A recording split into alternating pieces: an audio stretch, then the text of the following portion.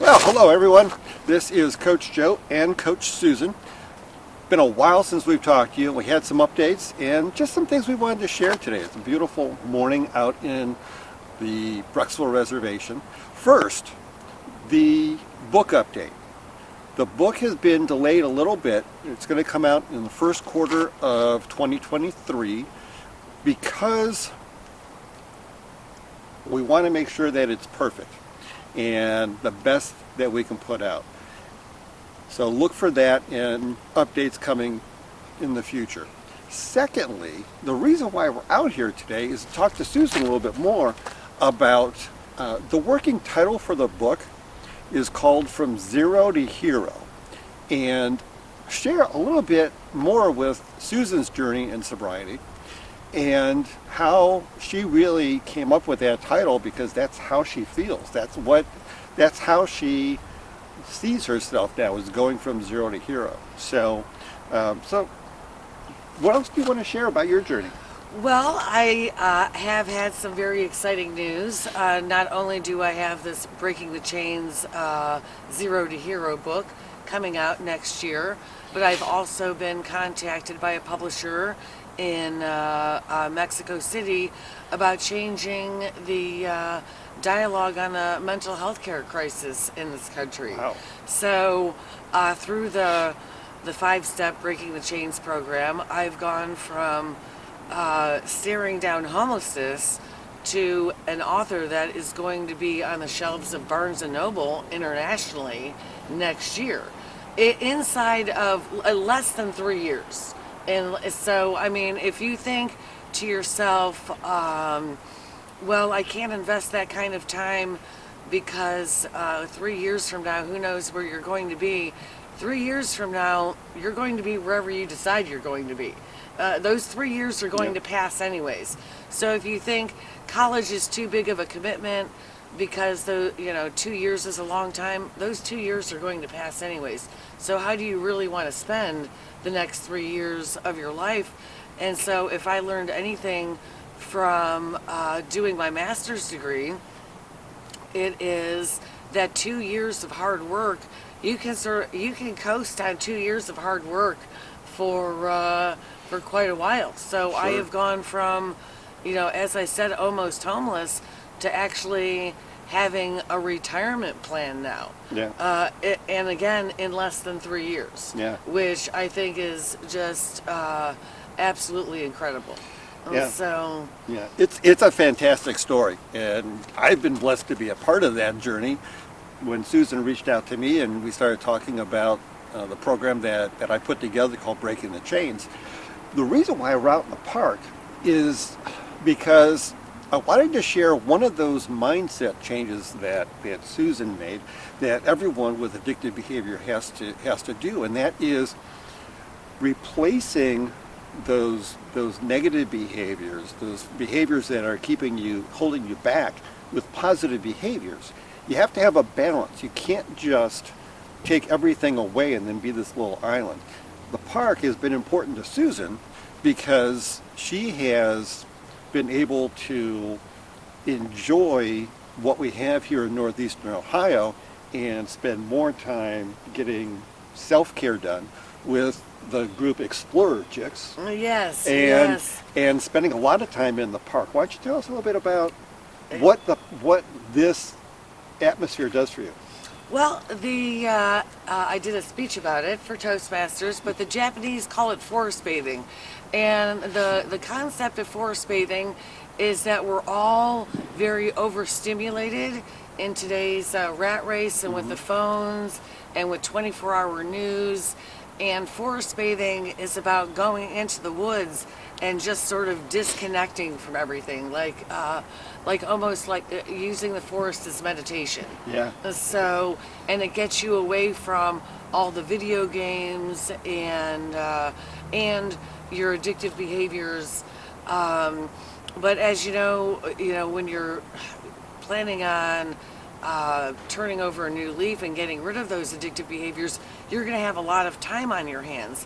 So you sort of have to, what I did was brainstorm a list of things you can do at a low cost. Because typically, when you are at rock bottom, you don't have money for all the fancy hobbies that people are doing. Sure. So, we've been paying for the parks through our taxes all our life. So, I mean, you really honestly already paid for it. You might as well use it. So, Yeah. No, yeah. that's awesome. And then through that, I ended up finding a group on the Meetup app. So the Meetup app is a great way to find people that have similar interests. And whether you like to travel or you like to hike or you like to paint, there's a meetup group for it. And so I found the Explorer Chicks. So I have done snow vacations in West Virginia. I ended up hiking the Canyonlands. I ended up going to the Smoky Mountains, to Gatlinburg. So it's really been a great experience, actually. And so my new hobby that I've been doing is quilting and making for my friends and family t-shirt quilts out of their souvenir t-shirts. Yeah. So it's almost like a scrapbook in a blanket. So, yeah, that's very cool, because it's great that you're finding that creativity. Yeah. And then also with those quilts, as you said, with your vacations and whatnot, it's a remembrance and it's a reminder of the good things and reinforces the positive Yeah. as you're trying to maintain your sobriety or maintain whatever the addictive behavior may be. Well, and it's interesting that you say finding your creativity. I'm a firm believer that everybody's pretty creative, but I think when I was in active addiction, the alcohol was really killing, like, not only brain cells but also the creativity. And now that I'm almost 3 years sober, there is going to be just a lot of creative outlets. And so I have really learned even to enjoy my own company in sobriety and be comfortable with being alone. And there's a good expression: the difference between loneliness and solitude is whether or not you enjoy it. And there are days that I really enjoy my solitude. I can write a book, I can quilt, I can go to the park.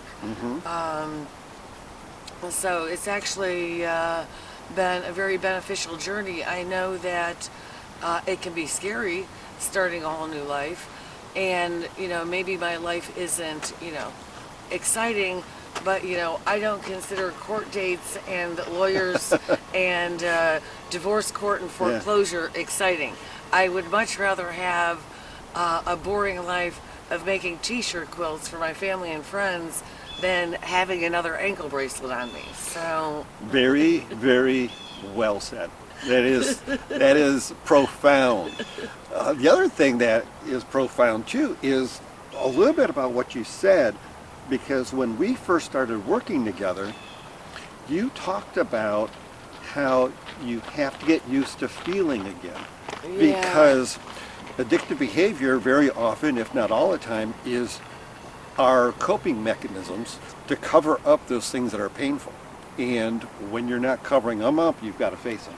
Right. And so, as they say, when you're an addict, once you've been turned into a pickle, you can't be turned back into a cucumber again. So I'm a pickle. So my thinking will always be a little bit different from a normie, as they say. But there's a lot of research out there.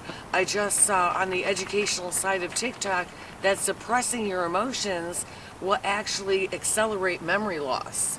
So depression, loneliness, alcohol, drugs, emotional unavailability, trauma, all of these things can end up increasing memory loss.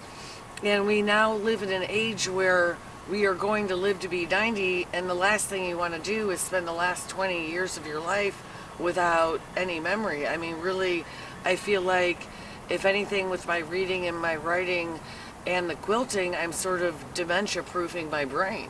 Absolutely. So going to therapy, and as we say with Breaking the Chains, it's a great alternative to traditional 12-step programs because people find the 12 steps either too much or not enough, and it wasn't enough for me because I need medication management and therapy for issues that happened way back when I used to live in Massachusetts. So there's just things that I need trained professionals to help accelerate my life, not somebody, and obviously peer-to-peer support is important, but it's just one part of a larger program. Absolutely, absolutely. And the coaching that the two of us do is part of the holistic approach with addictive behavior. As Susan said, there are a lot of things that have to be addressed. And if you're not addressing your mental health issues with a therapist or a medical doctor, if you're not addressing your physical well-being, then the coaching is going to be more of a challenge for you. Right. It really is holistic to help you figure out how you're going to get to where you want to be.